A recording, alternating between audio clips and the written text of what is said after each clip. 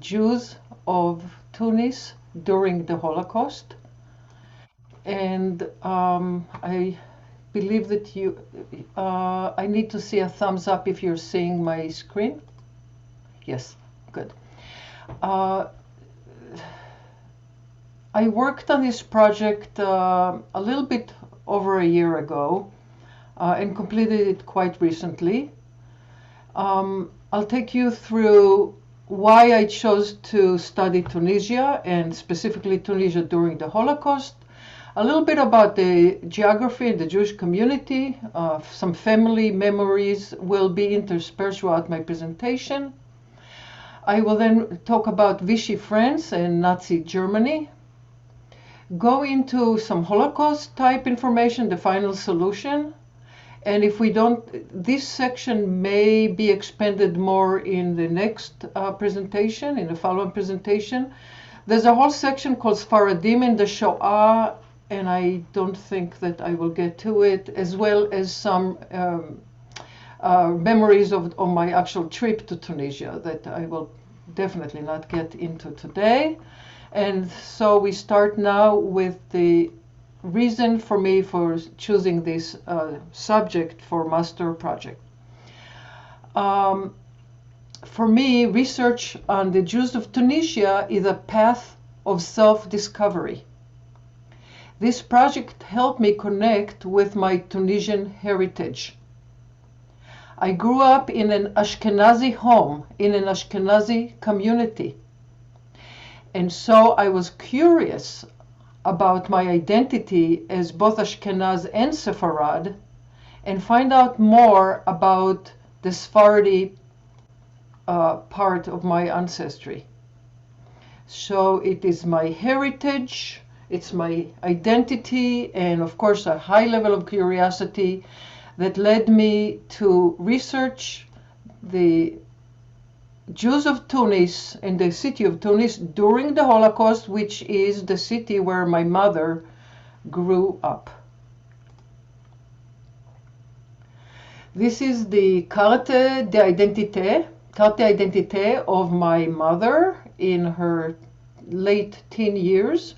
Her last name was Guetta, first name Hélène, French name. Masouda, she was named Masouda after the deceased mother of her father.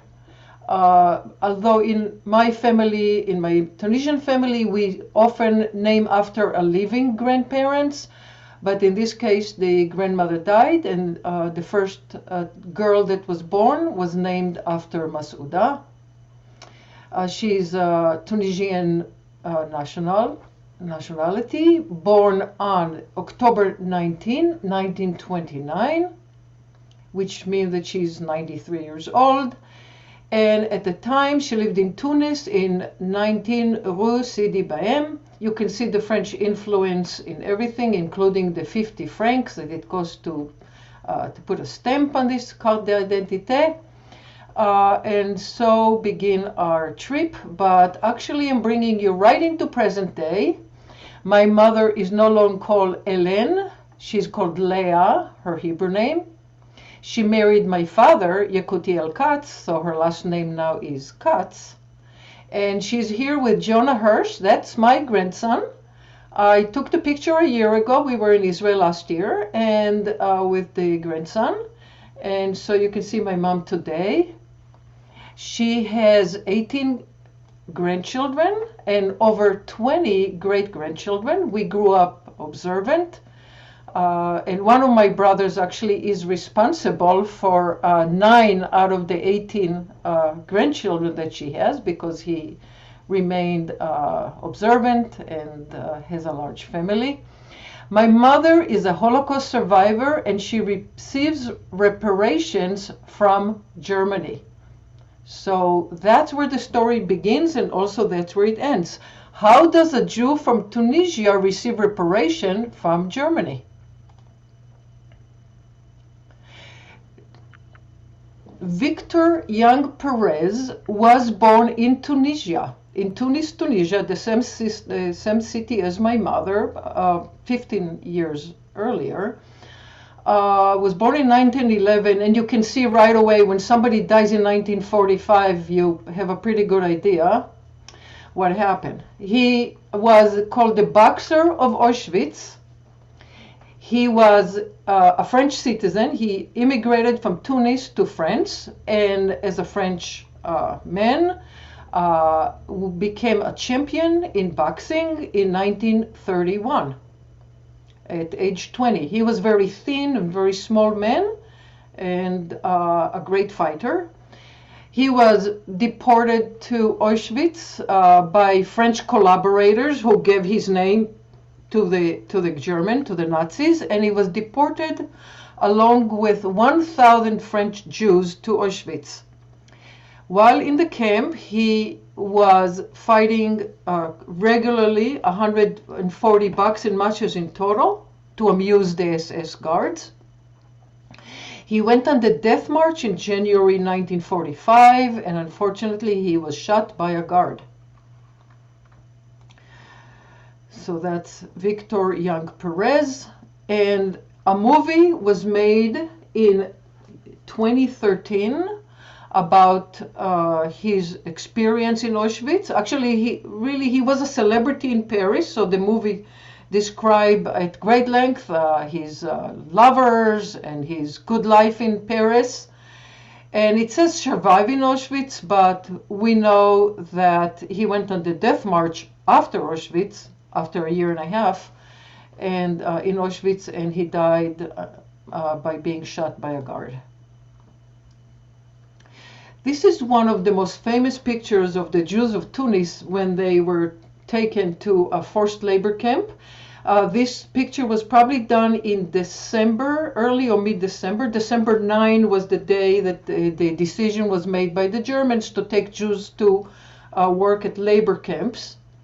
They worked in fortification of the camps. The camps were run by the Wehrmacht, the Russian army, but also some camps were run by the Italians. As you may know, the Italians collaborated with the Germans, and they had a presence in North Africa. A book by, I put here a cover of a book by Omar Boom and Sarah Breva Stein, and look at the title, The Holocaust and North Africa, not the Holocaust in North Africa. There is a lot of politics associated with the Holocaust, as we will be discussing a little bit later, especially when we get to the Sfaradim in the Shoah. So the authors would not dare saying that the Shoah, the Holocaust, occurred in North Africa, but certainly there was an involvement, a serious involvement on many levels of the Jews of North Africa in the Shoah. 50, there were 30 camps, and 5,000 men were working in those 30 camps. They went to work. You can see the tools, but you can also see the bread that one of them is holding, clothing. They're wearing winter clothes. It's December, and they're marching to work. This is a picture that I took less than a year ago at the Bourgel Cemetery in Paris. I'm standing next to a memorial. At the time when I took the picture, I did not realize that Uncle Meir was one of the names on this, but I sent this picture to my cousin in Israel, and he identified Uncle Meir in this picture. Let me zoom in a little. So Emile is Meir, and Jouy. Emile Jouy was the husband of my grand-aunt Marcel. And he was among the Jews who died sous l'occupation Nazi, under the occupation of the Nazis. And his memorial is here in the Bourgel Cemetery.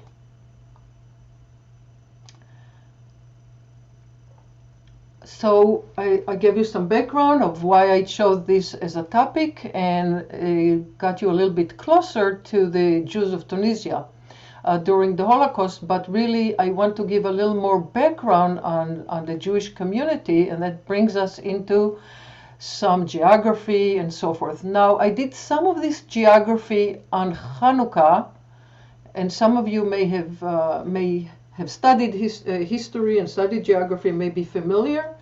So I'll go rather quickly over this slide. This is the Mediterranean Sea. Here is Israel, over in the east. Israel is over here. Cyprus, the boot of Italy, France, Spain, Portugal, and now let's look at North Africa, Morocco, Algeria, Tunisia, Libya, Egypt. As you can see, this is the boot of Italy and Sicily, and the city of Tunis is over here, very close to the boot. However, the Italians conquered Libya, and Libya became an Italian protectorate, a colony. But the French took over the Maghreb, the Ma'arav, the western North Africa, and Tunisia became part of the French colonial environment. We'll move a little closer. Actually, you can see it looks a little bit like a pregnant lady. This is the border here, and a very long seafront. A lot of beautiful beaches in Tunisia. A few cities that I will want to talk about today. The city of Tunis, the capital of Tunisia, pretty close to the shore, but not the northernmost city. The northernmost is Bizerte. This is where my uncle Eli worked in a German camp, a very large German camp that was bombarded regularly. I'll talk about his survival and his escape. Sidi Bou Said, a beautiful place to visit near Tunis. Nebel, that's where my grandparents are from. Their names is Shalom and Simcha Zaytun. They were from Nebel, but my grandmother went and lived in Tunis, and that's where she married my grandfather Nissim.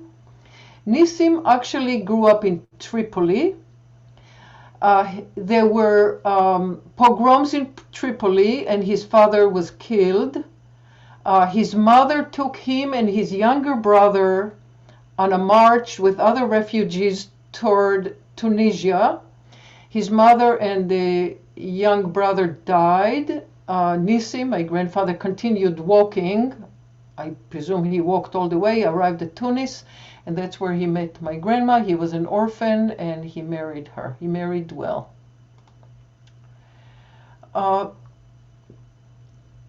Geography and population of Tunis, the capital. You may have heard of Carthage or Carthago, that was established by the Phoenicians in the 9th century. Jerba Island, which again I talked about during our Hanukkah event, they said the Jews arrived in that island after the destruction of the first temple in the 6th century, which is a pretty, makes it the most ancient, one of the most ancient Jewish communities, and there are still Jews living there to this day. There are 1,000 Jews in Jerba. According to Josephus Flavius, Titus exiled 30,000 Jews to Carthage in the 1st century. So that's after the destruction of the Second Temple. The city of Tarshish, which is mentioned in the book of Yonah, the book that we read on Yom Kippur afternoon, according to Rashi, the city of Tarshish is actually Tunis. The Arab and Islamic conquest of North Africa occurred in the 7th century, and of course to this day they are Islamic country and they speak Arabic. Spanish and Portuguese Jews were expelled, as we know, from Iberian Peninsula, from Spain, and many of them made their way to North Africa, A large majority went to Morocco, but as you know, the Rambam, for example, went all the way to, well, earlier, before the expulsion, but all the way to Egypt as well. But no, he was in the 12th century. European migrations occurred later on, mostly from France and Italy. Once they became protectorate, many French and Italian Jews migrated to North Africa, including Tunis. The Jewish community of Tunis in the late 19th century and early 20th century was, of course, not united.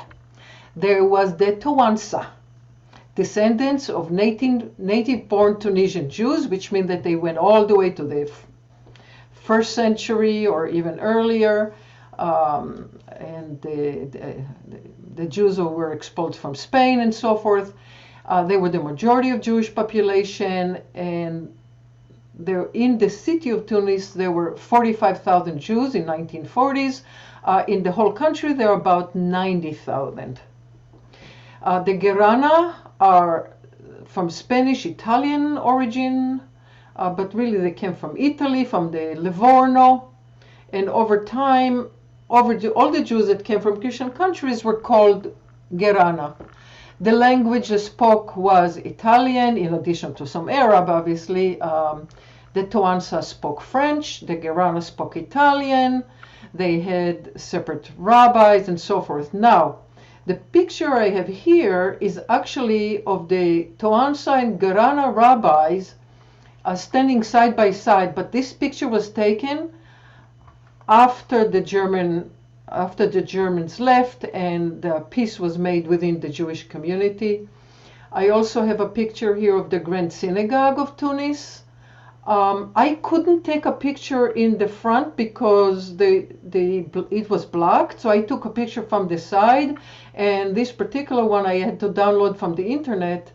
I do have a side view, but this is much more impressive look at the synagogue that has the 10 commandments decorated on top.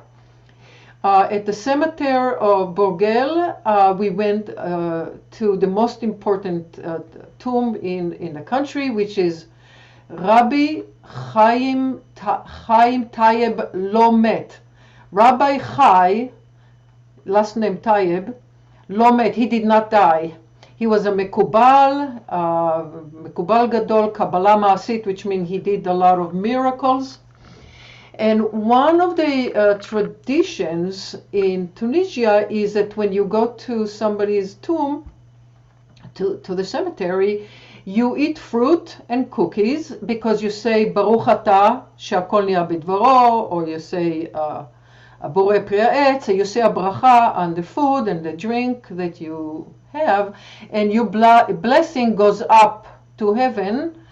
Because you are blessing God in this holy place near the tomb of Rabbi Chaim Lomet. Moving on to some timeline. This is timeline really for the country of Tunisia. In 1881, the country of Tunisia, which was not really a country, became a French protectorate. In the 1880s, what we call a country today, what they call country then, was slightly different definitions, but I'm not going to go into that. And it remained a protectorate and a colony all the way to 1954. Just so you remember, Israel became independent of the British Mandate in 1948. So this is quite a few years after Israel had independence, and it's really a full 9 years after the end of World War II. Tunisia was under a Vichy France during the war, Vichy France from July 1940 to August 44. Within that time period, there was a German occupation from November 42 to May 1943. The point of liberation, May 7, 1943, liberation from Germany, and then liberation from Vichy occurred a few months later. Not really, a few years later, a year later. As you remember, we'll get into the war a little later, but by 1944, Charles de Gaulle already was in the scene, and Vichy government fell, and beginning of the end of the war, and we were liberated from that. Tunisia had a path to independence that took her all the way from the end of the Vichy period all the way to 1956. They had to negotiate for peace. And what we see here at the bottom right is the flag of Tunisia, which is reminiscent of the flag of Turkey. It has a moon and a star. So I'm not going to go much further into that. And during the French protectorate, the situation of the Jews improved very much. There was obviously social and economic progress that came with the French. The French built banks and roads, bridges, ports, stores, cafe, of course. Jews became active participants in the economy. They were small merchants before, but now they became part of the professions. Doctors, lawyers, architects, merchants, and so forth involved in teaching, and clerks. The education and the culture was very much influenced by France. AIU, or Kol Israel Chaverim, is the name of the school that came to Tunis. AIU, the first school was established in Paris in the 1860 to promote Jewish self-defense and self-sufficiency through education and professional development. The AIU schools were established throughout the Mediterranean, the Ottoman Empire, and Iran. And all Jews are responsible for one another. Kol Yisrael Arevim Ze Bazeh. They have their emblem, and they have here the handshaking and the Luchot HaBrit, the Ten Commandments, part of the symbols of the school. And my mother went to that school, and of course with that school came French culture and French language and French food. Some of the family recollections, the language spoken at home and in the street was Tunisian Judeo-Arabic dialect. There was some Italian at the home. Nisi, my grandfather, came from Libya, and I understand that when my Uncle Eli was born, when he was young, they actually still spoke a little bit of Italian, and so my mother, oldest brother, actually knew Italian, but she didn't. She learned French in the France in the Alliance Israelite and Universelle, and this is a picture of the school during the years that she was there. I found this on the web, in Wikipedia. I don't see her in this picture, but I know that she was 6 years old when the picture was taken. So you see the girls, probably taken in the winter. They look a little cold. They were taken out for the picture. They're very lovely girls. Okay, the girls in Tunis. Another picture I have here is an old map of Tunis. Now, my mother's street is no longer there. My uncle already was there in 1990, and he said the street disappeared. They redid a lot of the streets here, but I found it in a very old map. It took me a day to look through old maps and to painfully read every street until I found this one. Rue Sidi Baem, I found the street. This is the Cemetery Israelite. This is what became later on Borgel, but actually this is not where the cemetery is today. The cemetery moved north from here in the city of Paris, in the city of Tunis, but farther north. And the synagogue must have been, the synagogue is still there, but I don't see it on this map. So I think it was a little bit lower over here, because I looked at the map and I estimate it's here. By the way, this looked like a Christian cemetery, and here we have some kind of a Muslim. So we have, but look how large the large Jewish community. And so they had, large cemetery. This is also another Muslim cemetery. Jews were quite prominent, 45,000 citizens in a city of 200,000 or 300,000, so a pretty substantial minority. And we'll move on to Jews and Arabs. On Shabbat afternoon, this is the story from my family, Arab neighbors would come visit and usually bring fruit. The family was kosher. They knew not to bring anything except fruits or vegetables, so they brought fruit. And they drink arak or buka with the Jewish men.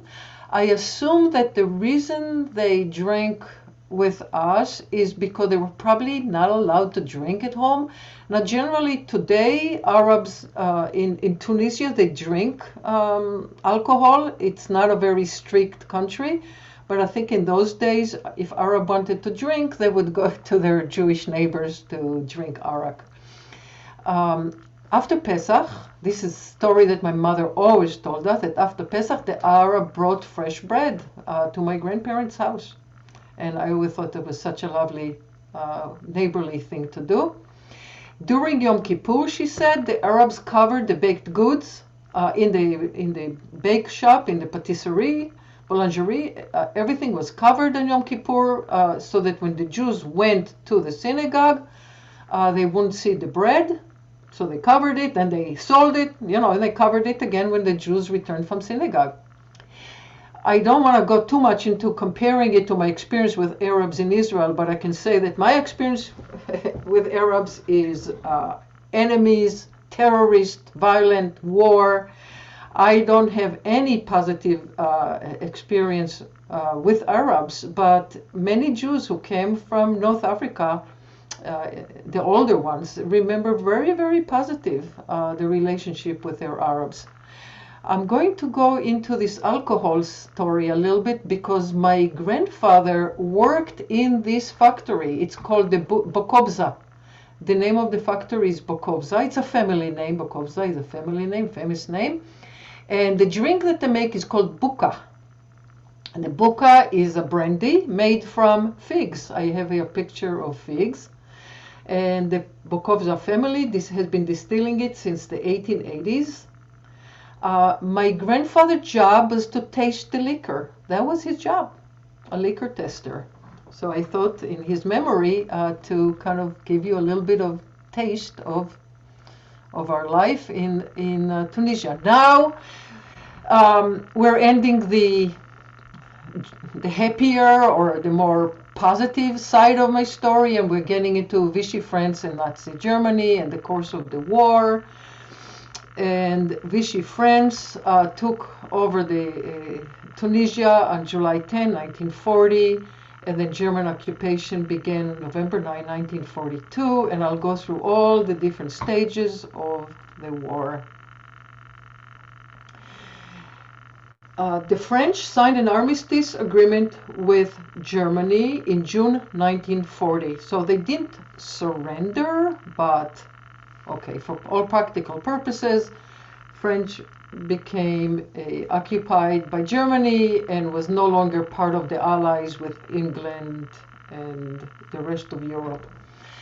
The occupied zone was the north of France, including Paris. Paris was occupied. The Germans annexed some parts by Strasbourg and in the north of France. This is Belgium. This whole seaboard, the whole coast was called the Atlantic Wall. As you know, you probably know, the Germans were going to go into England after this. I mean, they were bombing England from here. And after they conquered France, they were going to go into England. It didn't work out. The British Navy was very strong. The British were able to absorb a lot of the bombing, and so the guns were turned toward the USSR. And I know this is not about World War II, but you're familiar with the war, so I'll just remind you of a few other things. Okay. The southern part was called Free Zone, and the government was in the city of Vichy. The governor name, let me go back to the slide. The governor was actually a war hero of World War II called Marshal Philippe Pétain, and he was the head of the city of Vichy. Much to his shame, here he's shaking hands with Hitler, Yimach Shemo. And Vichy proceeded to write Statut de Juif. Juif is Jew. Status is laws of the Jews. Numérique clause, particular laws that limit Jewish professions. Doctors and lawyers were not allowed to practice their profession, and limit access to schools and universities. Jewish properties was Aaronized by the Vichy decree. I can go into a lot of other things. I just want to mention that there was a typhoid epidemic. So, there's a lot of nuance, and I never know how much to get into it. But there was a typhoid epidemic, and Arab doctors were begging the Vichy government to allow Jewish doctors to come in and do the work and help relieve the epidemic. This was in Tunisia, but also in Morocco. And possibly Algeria as well. And so the point I'm trying to say is that there were a lot of other forces. So even though there were Vichy laws, they were not always enforced. And for example, the laws against the doctors had to be relaxed because of a typhoid epidemic. We have a lot to cover, so once in a while I'll throw some anecdotes. I just want to tell you that there's a lot here already. America entered the war as a result of Pearl Harbor. Pearl Harbor was a day remembered in infamy. Let's see if I remember. December 7, 1941. So almost a year later, 11 months later, the American army is ready to enter the war in Europe. They were already fighting against Japan in the Pacific, and now General Eisenhower is commanding task forces and going into North Africa. One task force went to Morocco. If you saw the movie Patton, this is where Patton began the war here. Of course, later on, we know that Patton went to Sicily, Italy, and up into Europe, okay? So that one force is here, another force in Oran, in Algeria, and then in Algiers. The question is, why didn't Eisenhower go all the way to Tunisia? Why did he leave it exposed to the Germans? Well, two things. Number one, supply line.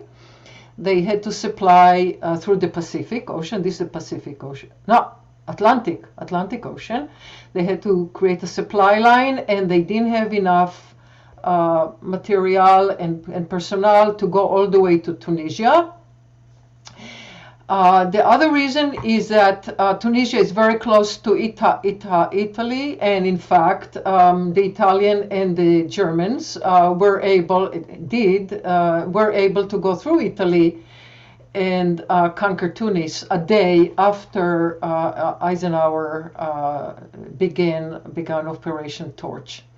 While this is happening here in the western North Africa, in the east, Rommel, the Desert Fox, is fighting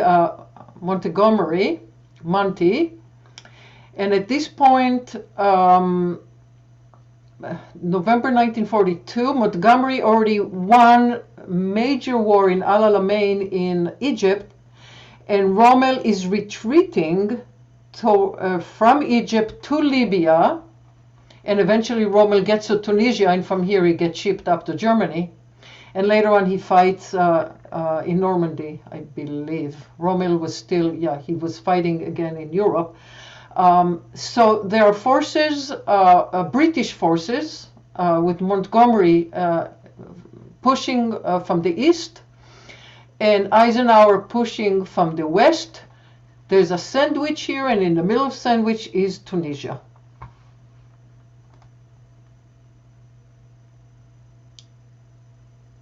So as I said, Germany invaded Tunis on November 9.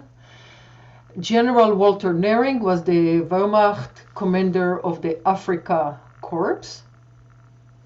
Rodeph was the SS commander. He was sent to Tunis. Now, Rodeph has a history in Europe. In the SS, he was responsible for the mobile gas trucks. There's a picture of Simon Wiesenthal holding picture of Walter Rodeph in one hand, and on the other hand, he's showing the death trucks that Rodeph was responsible for. So this Simon Wiesenthal. Anyway, going back to 1942, Rodeph arrested the heads of the Jewish community, Paul Gez, Louis Bourgel, Rav Chaim Blais, and others. He demanded to organize a Jewish committee similar to the Judenreich. And a year after the invasion, a month after the invasion, on December 9, he demanded 2,000 workers within one day. It took a little more than a day, but eventually up to 5,000 Jews were busy working in fortification. This is the picture that I showed you earlier of Jews walking toward their labor camp. And this is a picture of Paul Gez, who became really a hero of the Jewish community. He was the head of the community, and he dealt well with the Germans. He wrote his memoir, which came out within a year after the war. Tunisia under the Jews of Tunisia under Nazi occupation. They worked in 30 army labor camps. My history professor who advised me on this told me that the Jews were very lucky that there was no SS in the camps. This was regular German army, and there were also some Italian camps where the Italian army was in charge, and I understood from my reading that the Italians were a lot more sympathetic and easier on the Jews than the Germans. The Jews had to wear a yellow star to identify them as workers. They suffered from malnutrition and poor hygiene, very long work hours, and the worst part is that they were located where the Allied were bombing. The British and the Americans were bombing them constantly. They were bombing the German camp, but the workers in the camps were exposed to those bombs, and 100 men died mostly from the Allied bombs, and I think a small percentage died from illness, and a few people were shot, but really there was no mass killing. In the city of Tunis, the Germans confiscated Jewish homes and belongings. There was again hunger, fear, intimidation in the city, and fines and taxes by the millions, 63 million francs total. The Jewish community had to take bank loans. The rich Jews had to make Jewish property as collateral so that they can collect all this money as taxes and fines to the Germans.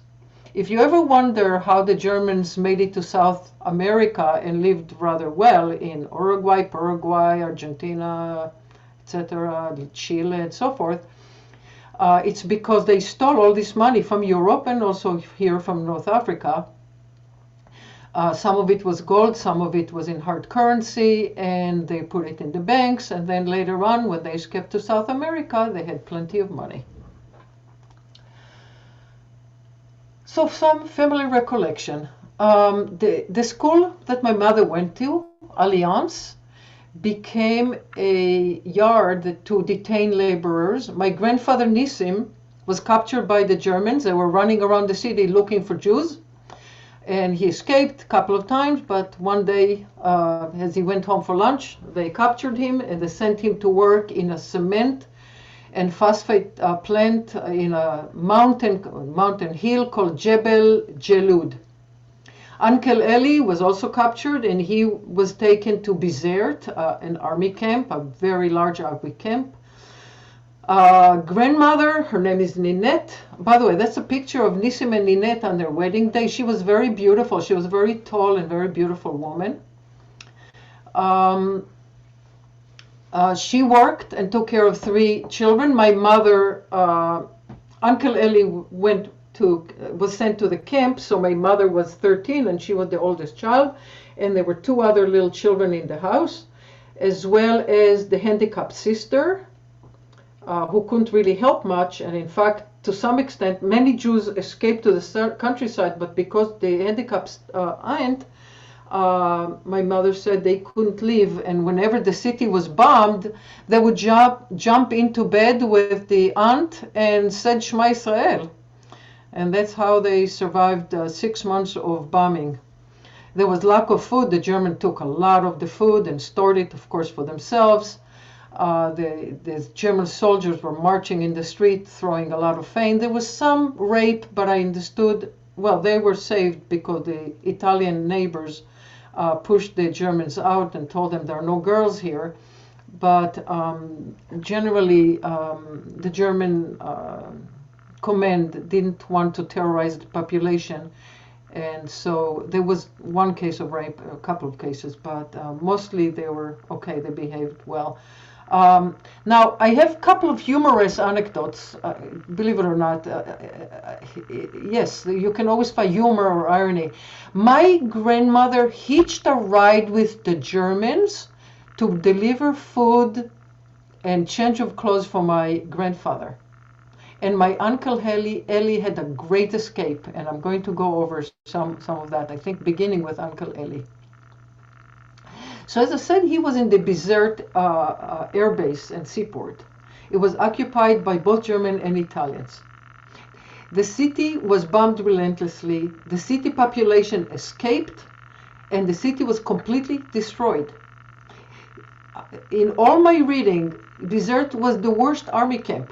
Poor nutrition, no sanitation, illness, constant bombing, but Uncle Eli worked in the kitchen. And when he came back to Tunis after the war, he looked great. How did it happen? Well, he learned to cook because his mom was a great chef, so he learned to cook, and they put him together with another Italian chef in the kitchen. So this is the story of Uncle Eli and his great escape. Well, the Germans said that they will take children only from age 17 and up. Eli was 16 years old, but this is his story. He admired Clark Gable. The movie Gone with the Wind was a big movie at the time. And my uncle, at age 16, grew a beautiful mustache. He wanted to look like Clark Gable. One day, Eli in Tunis went to deliver food to my grandfather Nissim, who was held in the Allianz schoolyard. The Germans saw him, and he said, "I'm 16. He was not afraid to go because 16-year-old, you should go back home. But they said, no, you're older. You're pretending to be 16. He looked older. He looked handsome and tall, and he had a mustache. So he was sent to the camp. So the mustache got him in trouble. How did he escape? So I said that he was a cook, right? He was cooking with the Italian cook. So one day the Italian cook said, tomorrow they're bringing uniform, Italian military uniform for us. I went on the web and I found Italian uniform from World War II with the soldier doing the artichoke, the artichoke, the way rega, you do it in Israel too, when you want to talk and you want to slow down. Italian military uniform, World War II. So 2 sets of uniform were brought into the kitchen. Eli and the other cook got dressed, jumped into the truck. This is a Fiat truck that was used in World War II. Again, just pictures from the web. And off he went from Bizerte to Nebel. Now, I don't think, I can't show you that, but it was a long ride. Anyway, do I have a picture of it? Oh, I think I do have it here. 1 second. So he went really kind of cross-country. Hello. I picked it up. This is from Google Map. City of Bizerte over here. city of Nebel over here. This is where my great-grandparents were, so that's his grandparents. Simcha and Shalom Zaytun lived here with the Aunt Jaja.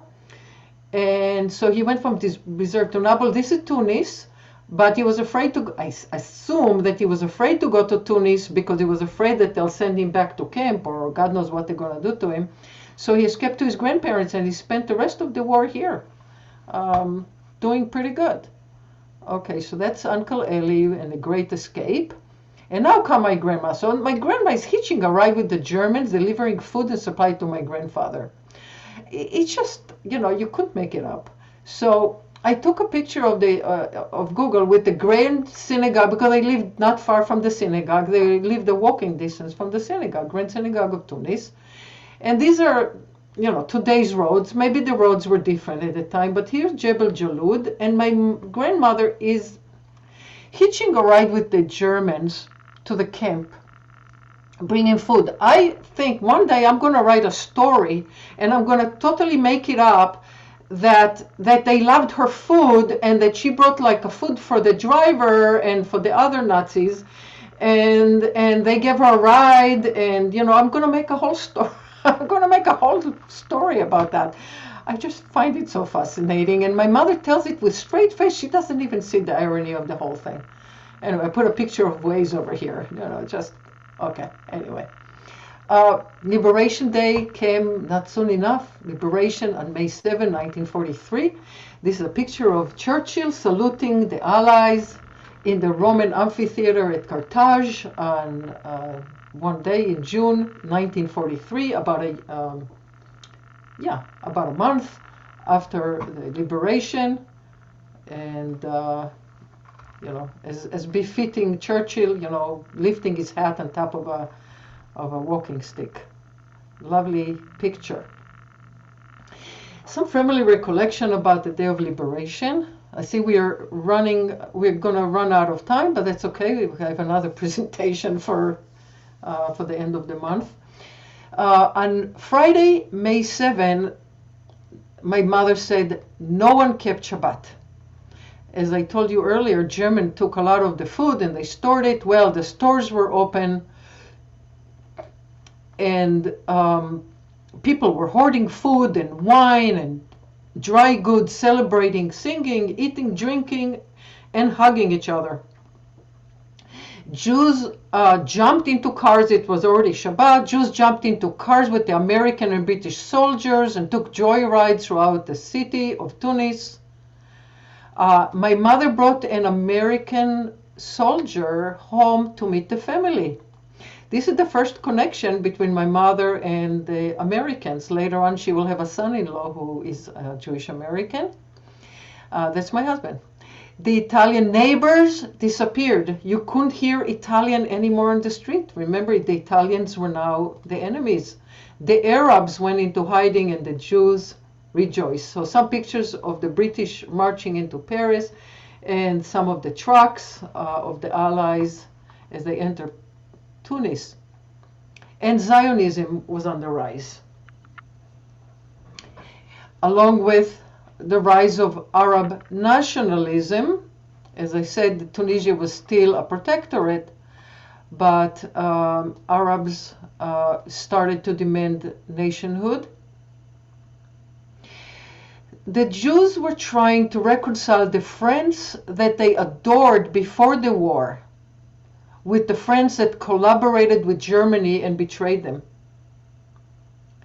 The French colonial control was still in place in Tunis for a few more months. But remember the French motto in the French Revolution, liberté, égalité, fraternité. What happened to that? The Jews were very disappointed. There was a lot of assimilation. There was a lot of Francophiles, Jews before. But now they were looking for other solution. There was no identity with the Arabs because the Arabs were becoming nationalist toward their own nationhood, and the Jews didn't always feel part of that. So the Zionist movement was on the rise, Tzeirei Zion, the young Zion. And look at the day they established, July 14. July 14 is the day of the Bastille, right? The Bastille Day in France. So the day that the French Revolution started, July 14, is the day in 1943 that the Jews began to establish a Zionist movement. In addition to that, there were a few other forces that strengthened Zionism. There were soldiers from Israel who served in the British Army. Because of the war in North Africa, the Israeli, well, they were not Israeli, they were Palestinian Israelis, whatever you want to call them. They were Jews who lived in Palestine. And they could not return to Palestine, pre-state Israel at the time, so they remained in Tunis. In fact, they remained throughout North Africa. They were teaching Hebrew. My mother went to the basement of the Grand Synagogue to study Hebrew. Later on, she went with youth to Hachshara in Pougetran, near Toulouse in the southwest France. And then she made Aliyah on a boat Mudeka on March 1949. This is the picture of my mom when she made Aliyah at age 19.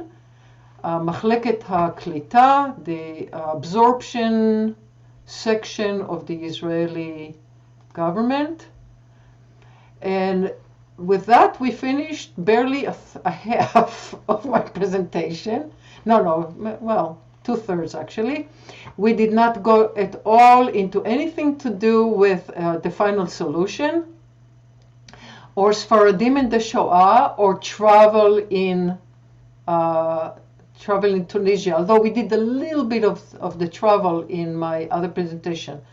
So I'm going to do, it's now 2:55. I'm just going to tell you, I'm going to talk about Vanzi, which is the final solution for the Jewish question, and all the plans around that, and whether or not Tunisia was part of the final solution.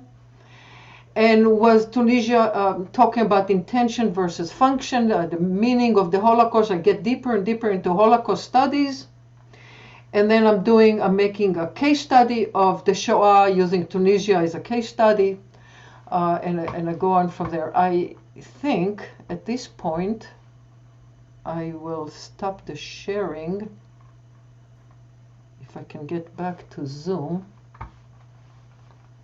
Let's see. So, Niema, yeah, you are a perfect example of the success of coffee or tea and conversation, because we at Rodeph Sholom are blessed with such a rich history of people. And that's how we've learned so much, is from our own people. We don't have to hire strangers to come in. Your background is incredible. I mean, I've known you for a long time, and I'm sure that I can speak for the people in this audience that they have learned a tremendous amount from you. And I can also say that if this is going to be your presentation, you're going to do very well, and we're going to be cheering from behind the scenes. Thank you. Because you really did a great job. I know that, see, they're all clapping because you really did. Before I forget, part 2 is January 31st, which is a Tuesday. I'm throwing you now into a tailspin at 10 o'clock in the morning.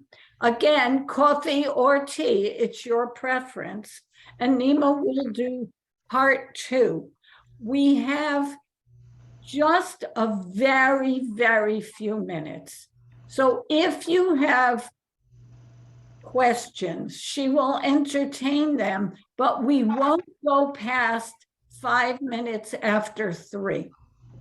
So if you have a question, unmute yourself and raise your hand, and we'll take it from there. Lana? Yes, very quick. I thought it was very comprehensive, excellent. Few comments. Faida Perez is very similar to Harry Haft, who was in the movie of The Survivor, that also was in Auschwitz, and was fighting for money. The Nazis used to, the fighters. It's good to see.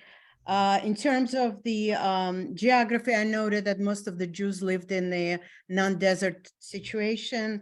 The pharmacists, the doctors, the professional people were safe because the Jews were mostly educated. I mean, not mostly, but a lot of them were educated and they didn't have resources. So that was another thing. I had a question, but I don't know if it's for now or maybe for next time. How did the Spanish War, Civil War had affected, because it was in 1939, because of geography proximity? Another one is I noted that your last name from the genealogy was Gautier, which is a Venetian name, which is Italian, but I guess it's very common in France and Tunisia. And also, I know that in Italy, for example, they knew who were the Italian Jews because of the geographical city names of the locations. Yeah. So maybe the same thing went there. Yeah, Geta, 1 second. Geta is my grandfather. His ancestors came from Italy to Tripoli. By the way, Tripoli is three city. Tripoli. Poli is city. So Tripoli is made of three cities that became one Tripoli. Yes, but his ancestry is Italian. The other thing that I thought, one more thing about the Holocaust. You noted that the Tunisian Jews were lucky in a way because the labor camps were under Italians, who were more, let's say, More lenient. More lenient. Information I'm sure that Erica can tell you, because we come from the same geographical area. My parents and my husband's parents was Holocaust survivors, and they were in labor camps of the Romanians. There was, because the Nazis came in, they took over and they placed the Romanians as a puppet government. So that was the other reason why some people survived. I know I have a lot of comments, but I don't want to take up all the. It's I thought it was obvious excellent, very interesting. It's obvious you took a lot of notes. Well, I can see you're a great student. Oh, I don't know. There's always something to learn. And this was very, very interesting because it reminisced not only from the books, but it was your personal story and your research, which is makes it very personal and very, something to relate to. And well, remember, we're very happy to have you as a Zoom groupie, Lana. Oh. Sheila, did you have a question? No? Okay. It's 3:01. Anybody else? Yeah. Just one quick, it's really more comment than question. We have never been to Tunisia. It is on our bucket list, but we were in Morocco. And when we were in Morocco, we were told by our guide that that when Rommel came to Morocco, the king put on an armband with a yellow star and said, "We are all Jews here." Morocco was very friendly to the Jews because they used to do a lot of commerce for them from Venice to whatever. And it was always was understood to be very, even though it was very French influenced, and French were not always. Yeah. It was interesting, more interesting for me because I read Atkinson's trilogy starting in North Africa and Tunisia and moving up through Italy until finally getting into Germany. And so as you were talking, I could see where they were going, and it made a lot more sense to me to be able to understand what you were talking about. I think you were fabulous. Erica, did you have a comment before I wrap this up? I want to thank Niema for sharing. I learned so much more that I didn't know about that. It's amazing story, fabulous. Thank you. Thank you. There's so much we can learn, Niema. Thank you so much. So on January 31st at 10 o'clock, bring your coffee if that's what you need in the morning instead of tea and a snack in the afternoon. Yeah. The next talk will talk more about the Holocaust. And just so you know, like anyone who does research, I mean, I read books and articles and material.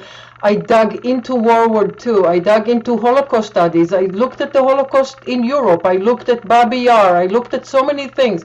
None of it is going to be, most of it is not going to be in my presentation. It's not possible. Even my paper doesn't have, has only a small percent of everything that can possibly be told, because the paper had to have a limit of 100 pages. I stopped at 70. I'm not such a great writer, so I stopped at 70. And even within the detail, once in a while I threw some detail that's not in the slide, just to let you know that there is, there's layer and layer. I didn't really get into the Holocaust today. I will talk about it, but really, just so that you know, this is not about dead bodies. Really, it's about politics of Holocaust, because there aren't a lot of dead bodies when it comes to Tunisia. So including Tunisia in the Holocaust and saying that my mother is a Holocaust survivor and that she received reparation from Germany, it's a politically loaded statement. I hope you understand. Most people think that the Holocaust happened in Europe and it happened to European Jews. So I'm going to talk about Yad Vashem. And Yad Vashem attitude toward the Jews of North Africa is very negative. They don't think that they should be included. About the Israel education system, how Israelis perceive the Holocaust. First generation, second generation, now third generation. We are now in the third generation Holocaust survivors now.